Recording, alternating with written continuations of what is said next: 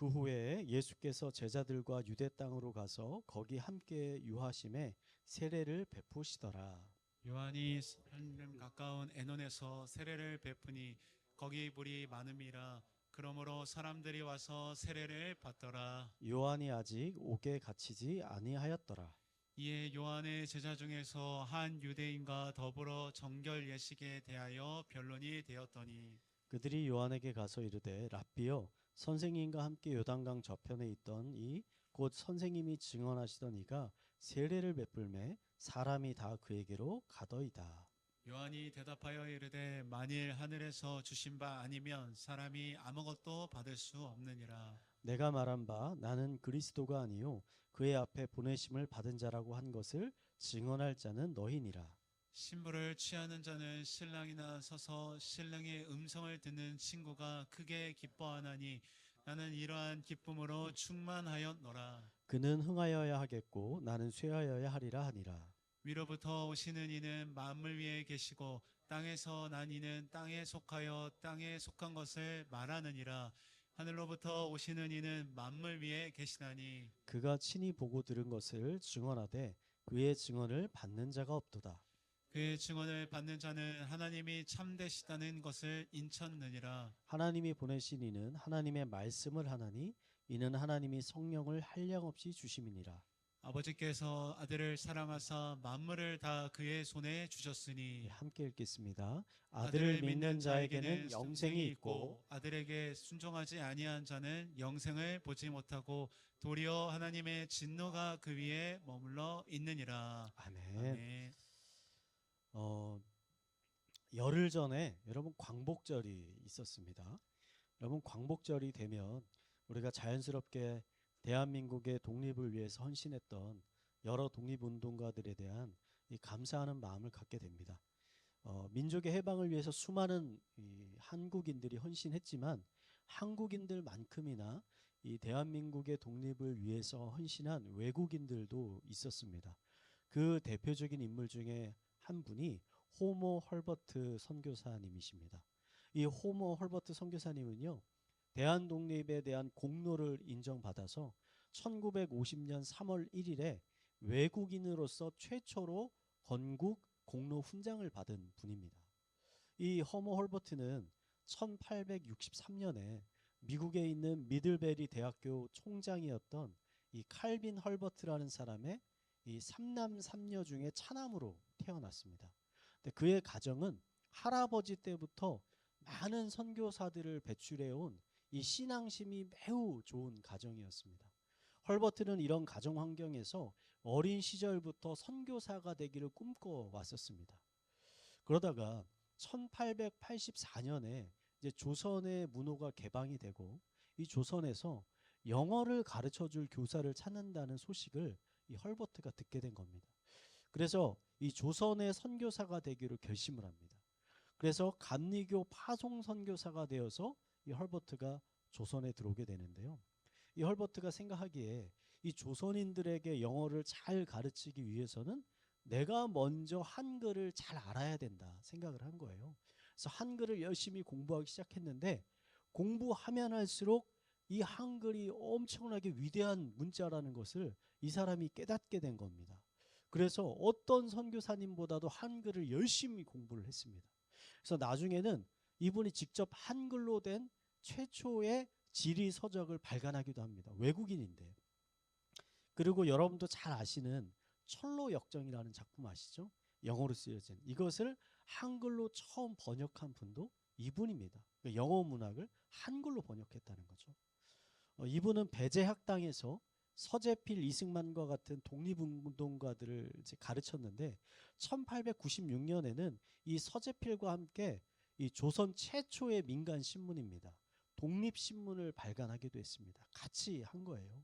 그래서 이분이 교육 선교 사역을 열심히 했는데 동시에 조선의 독립을 위해서도 열심히 운동을 했던 분이라는 거예요.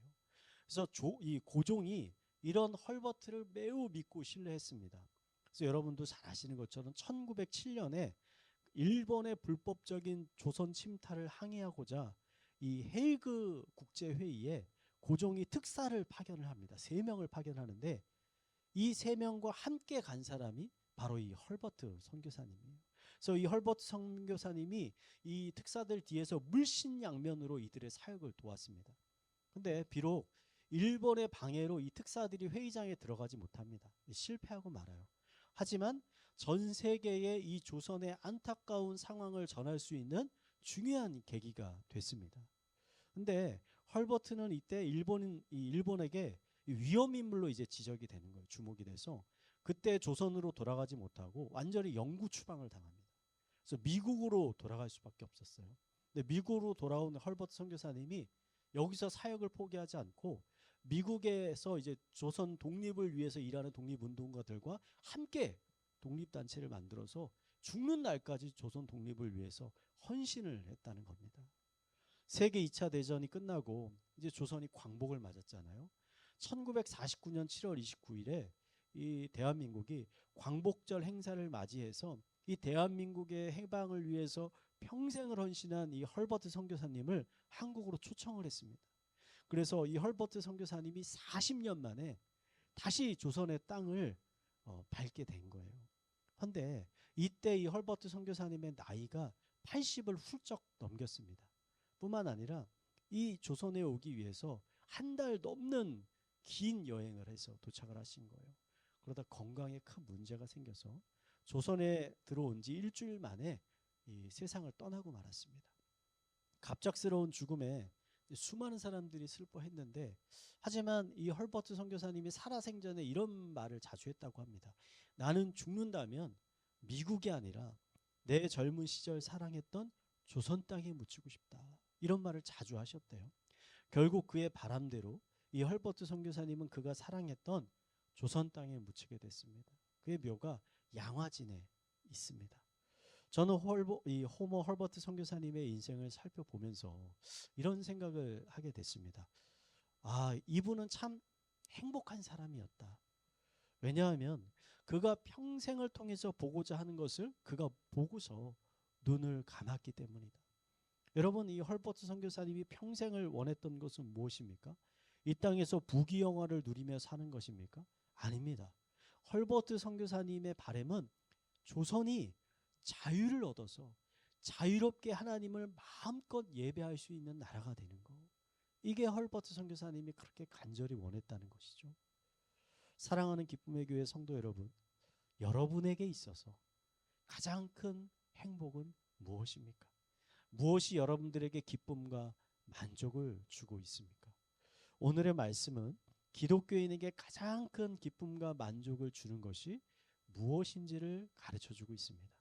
이 사건을 통해서 하나님이 여러분에게 주시기를 원하는 그 놀라운 기쁨을 발견하고 또 그것을 누리며 살아가는 성도님들이 되시기를 간절히 축원드리겠습니다. 우리 옆에 분들에게 이렇게 권면합시다. 하나님은 당신에게 기쁨을 주시기를 원하십니다.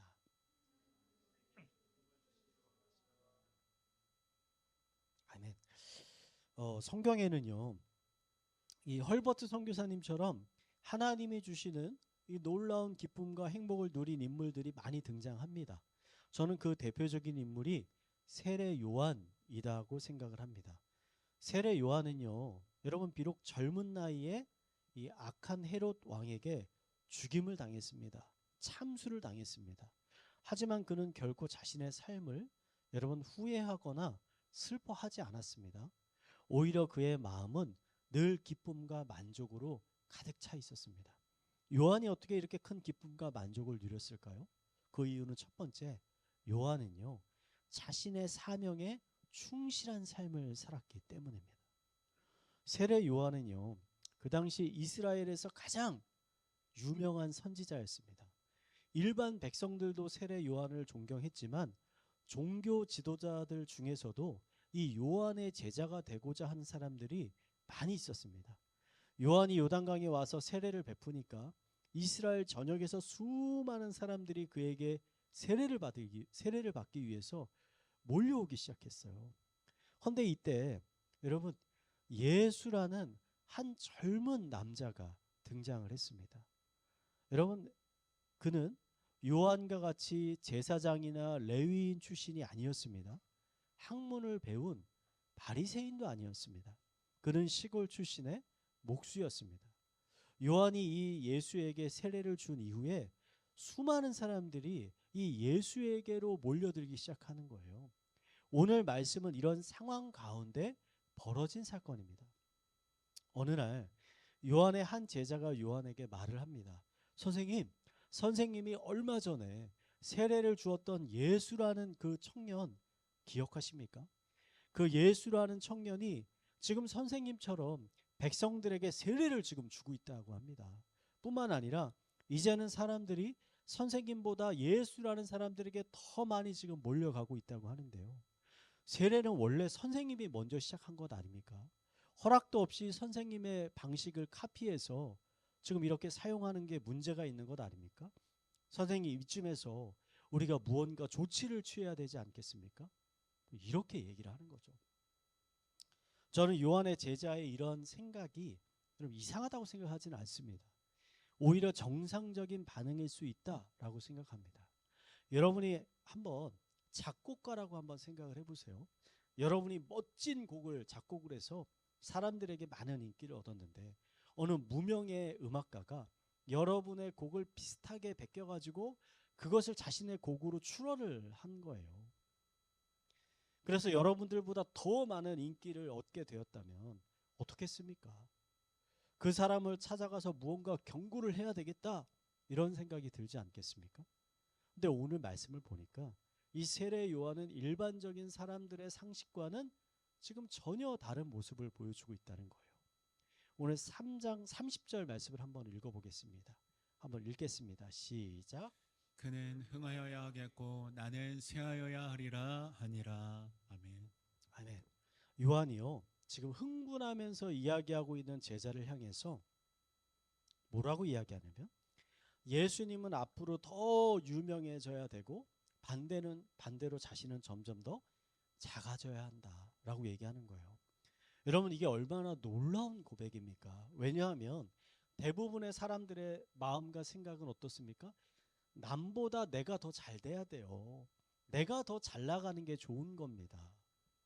그게 일반적인 사람들의 생각이잖아요. 근데 가끔 이런 일은 일어날 수 있죠. 한 위대한 선생이 있고 스승이 있고 그 밑에 제자가 하나 있었는데 이 제자가 나중에 스승보다 더 뛰어난 기술과 능력을 갖게 된 거예요. 이럴 때 스승이 비로소 내 시대는 갔고 이제 내 제자의 새로운 시대가 왔다, 이렇게 이야기할 수는 있겠죠. 그런데 지금 이 상황은 여러분 전혀 다른 상황이라는 거예요. 요한과 이 예수님은 스승과 제자의 관계가 아니었습니다. 여러분, 예수님과 세례 요한의 나이는요 거의 동년배입니다. 세례 요한이 1살 정도 더 많을까 하는 나이예요. 사실 세상 기준으로 보면 두 사람은 라이벌로 보여질 수 있는 나이였다는 거예요. 그런데 요한이 자신은 낮아져야 되겠고 반대로 예수님은 높아져야 되겠다 고백을 하는 거죠. 여러분, 요한이 어떻게 이런 고백을 하게 됐을까요? 그것은 바로 이 세례 요한은 자신의 사명이 무엇인지를 정확히 알고 있었기 때문이라는 거죠.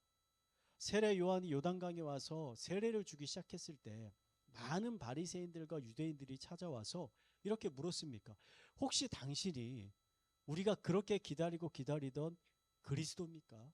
메시아입니까? 라고 물었습니다. 그때마다 요한이 뭐라고 대답하냐면 나는 그리스도가 아닙니다. 나는 메시아가 아닙니다. 나는 단지 주의 길을 예비하는 광야에 외치는 목소리일 뿐입니다. 이렇게 얘기했어요. 요한은요, 자신이 주인공이 아니라는 사실을 정확히 알고 있었다는 겁니다.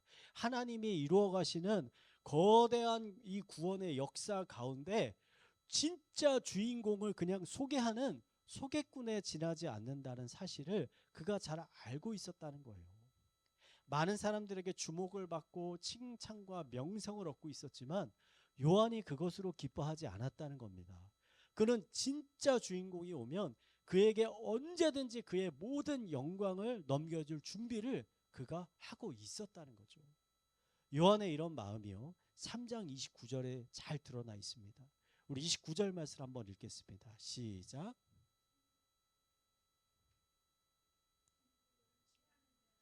신랑이 나서서 신랑의 음성을 듣는 친구가 크게 기뻐하나니 나는 이러한 기쁨으로 충만하였노라. 아멘. 지금 요한이 자신은 신랑이 아니고 신랑 옆에 있는 친구라고 자신을 소개합니다. 진짜 신랑이 오면 그는 그 옆에서 그 신랑의 결혼을 기뻐하고 축하하는 것만으로 그는 너무나 기쁘다, 만족하다라고 지금 고백하는 거예요. 예수님의 이름이 점점 더 멀리 퍼져가는 것을 보면서 요한은 하나님이 자신에게 주었던 그 사명과 비전이 성취되어 가는 것을 깨닫게 된 거죠. 그것이 요한에게 진정한 기쁨과 만족을 주었다는 겁니다. 여러분, 세계적인 심리학자인 아브라임 마슬로라는 사람이 있습니다. 이 마슬로는 모든 인간들에게 만족을 주는 5가지 단계의 욕구가 있다라고 이야기했어요. 가장 낮은 단계 욕구가 뭐냐면 생리적인 욕구입니다. 먹고 마시는 게, 잠자는 것, 이런 생리적인 것. 그 다음에 안전, 그 다음에 존경. 가장 높은 단계가 뭐냐면 자아실현의 욕구예요. 자아실현의 욕구. 자신이 생각하는 꿈과 비전이 성취되었을 때 인간이 가장 큰 만족과 기쁨을 느끼게 된다는 거예요. 여러분, 그러므로 기독교인이 가장 높은 수준의 만족을 우리가 경험하기 위해서는요, 뭐가 필요하냐면 하나님께서 우리의 인생에 주신 비전과 목적이 무엇인지를 깨달아야 하는 거예요. 그리고 그 목적을 성취할 때 비로소 그 큰 기쁨과 만족을 경험하게 된다는 거죠. 그럼 그 목적과 비전이 도대체 무엇이냐? 고린도후서 5장 15절 말씀을 우리 한번 읽겠습니다. 시작. 그가 모든 사람을 대신하여 죽으심은 살아계시는 자들로 하여금 다시는 그들 자신을 위하여 살지 않고 오직 그들을 대신하여 죽었다가 다시 살아나신 이를 위하여 살게 하려 함이라. 아멘. 사도 바울은요, 하나님께서 우리들을 부르신 목적을 뭐라고 하냐면 더 이상 나 자신을 위해서 사는 것이 아니라 우리를 죄에서 구원하신 예수 그리스도를 위해서 살게 하기 위함이라고 말했습니다. 아멘이십니까? 여러분, 이 말씀을요, 오해하지 마시기 바랍니다. 사도 바울은 우리들의 개인적인 꿈과 비전이 아무런 의미가 없고 가치가 없다고 지금 말하는 것이 아닙니다. 우리들이요, 얼마든지 하나님이 우리에게 주신 달란트를 사용해서 자신의 미래를 계획하고 또 꿈을 꾸고 그 꿈을 성취할 수 있습니다. 여러분, 이거 나쁜 것 아닙니다. 이것도 좋은 것입니다. 바울이 지금 말하고 있는 것은 하나님이 우리를 부르신 가장 그 핵심적인 목적, 중요한 목적은 잊은 채 그 목적을 위해서 아무런 관심도 가지지 않고 아무런 노력과 헌신도 하지 않은 채 오직 개인의 꿈과 비전만을 위해서 살아가는 것, 그러한 삶이 기독교인에게 진정한 기쁨과 만족을 주지 못한다고 지금 이야기하고 있는 겁니다. 여러분, 이거 사실 어려운 개념 아닙니다. 제가 쉬운 예를 한번 들게요. 만약에 고3 학생이 있다고 생각해 보세요. 올해도 이제 수능이 얼마 안 남았네요. 이 고3 학생이 있는데 수능을 앞둔 고3 학생이 여름 방학을 딱 맞이했어요. 근데 이 학생이 평소에 방학이 됐으니까 가고 싶던 여행지도 가보고 하고 싶은 운동도 하고 맛집도 찾아다니면서 평소에 먹고 싶었던 맛있는 음식도 먹었습니다. 이것이 그 학생에게 기쁨을 주겠죠. 만족을 주겠죠. 그런데 그 학생이 정작 그 여름 방학 동안 수능을 위해서 공부를 하지 않고 있었다. 그 학생의 마음은 어떨까요? 시간이 가면 갈수록 그 마음이 불안하지 않을까요? 아마 그때부터는 자신이 아무리 하고 싶은 것들을 해도 마음속에 그 불편함이 사라지지 않을 것입니다. 어떻게 해야 이 불안과 불편함이 사라질까요? 간단해요. 수능 공부를 시작하면 되는 겁니다. 공부에 시간과 노력을 쏟으면 자연스럽게 그 마음에 있는 불안함과 불편함이 사라지게 되는 거예요. 혹시 여러분들도 이거와 유사한 경험을 하지 않으셨습니까? 회사에서도 잘 지내고 재정도 넉넉하고 건강도 좋고 자식들도 잘 사는 것 같고 여러 가지 취미 생활도 누리면서 잘 살고 있는 것 같은데 무언가 삶에서 알 수 없는 공허함들이 느껴질 때 무언가 내가 중요한 것을 지금 빼먹고 있는 것은 아닐까 하는 불안함을 느끼거나 이런 경험 있지 않으십니까? 여러분, 그럴 때 어떻게 해야 할까요? 혹시 내가 하나님이 나를 부르신 그 목적을 잊고 지금 살고 있는 것은 아닌가? 나에게는 지금 내가 열심히 성실하게 살고 있지만 하나님에게는 게으른 삶을 살고 있는 것 아닌가? 나에게는 부유하지만 하나님에게는 인색하게 살고 있는 것이 아닌가? 진지하게 한번 고민을 해봐야 되는 것입니다. 그리고 그것이 사실이라면 앞으로는 더 이상 나를 위해서 무언가 더 하는 것이 아니라 지금 이 자리에서 하나님의 나라와 영광을 위해서 내가 무엇을 해야 하는가? 이것을 깊이 고민해 봐야 되는 것이겠죠. 그리고 결단을 해야 하는 것이겠죠. 우리가 먼저 하나님의 나라와 그 의를 위해 헌신할 때 하나님께서 우리의 심령 가운데 정말 놀라운 기쁨과 만족을 부어 주실 것입니다. 우리 옆에 분에게 이렇게 고백합시다. 하나님의 영광을 위해 삽시다. 자, 기독교인이 진정한 기쁨을 누리기 위해서 필요한 두 번째는요, 우리의 진정한 목자 되신 예수님을 쫓아가야 됩니다. 쫓아가야 돼요. 요한의 제자들은요, 예수님을 잘 알지 못했습니다. 그들은 예수님의 겉모습만 알고 있죠. 그들이 보기에 예수는요, 자신의 스승에 비해서 정말 보잘것없는 사람이었어요. 그래서 예수라는 사람이 자신의 스승보다 더 유명해지는 것을 그들이 참지 못하는 것입니다. 제자들은 예수님에 대해서 몰랐지만 요한은 예수님이 어떠한 분이신지 정확히 알고 있었습니다. 우리 3장 31절 말씀 한번 읽겠습니다. 시작. 위로부터 오시는 이는 만물 위에 계시고 땅에서 난 이는 땅에 속하여 땅에 속한 것을 말하느니라. 하늘로부터 오시는 이는 만물 위에 계시나니. 아멘. 자, 요한은요, 예수님이 단지 나사렛에서 오신 목수가 아니라 하나님에게로부터 오신 하나님의 아들임을 이 요한이 알고 있었다는 겁니다. 그는 예수님이 자신에게 세례를 받을 때 하늘에서 성령이 비둘기와 같은 형상으로 예수님 위에 임하는 것을 직접 목도했던 사람이에요. 요한은 예수님이 하나님이 보내시리라고 약속했던 그 메시아 구원자라는 사실을 알고 있었죠. 그래서 그 구원자에게 자신의 모든 것들을 지금 양보하고 있는 것입니다.